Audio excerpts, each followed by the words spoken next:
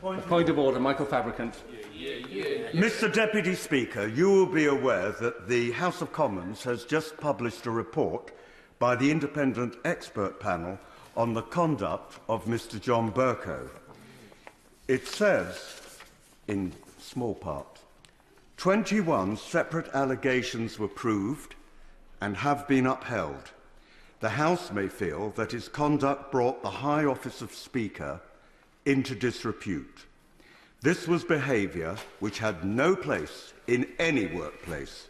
Members of staff in this House should not be expected to have to tolerate it as a part of everyday life. And I concur.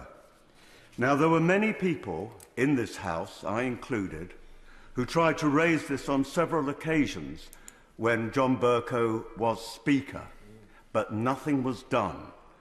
And I feel that not only has John Bercow been shown to be of a disreputable nature, but in some ways this House has been put into disrepute.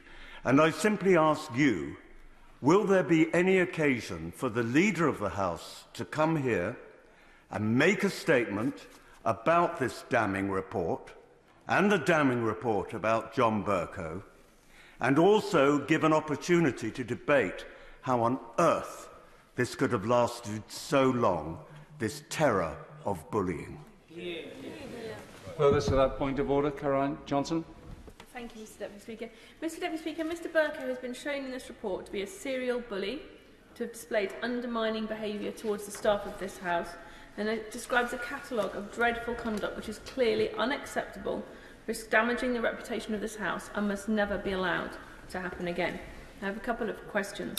Firstly, there are a number of records of Mr Bercow's period in office throughout this building, which have to be seen on a potentially daily basis by his victims.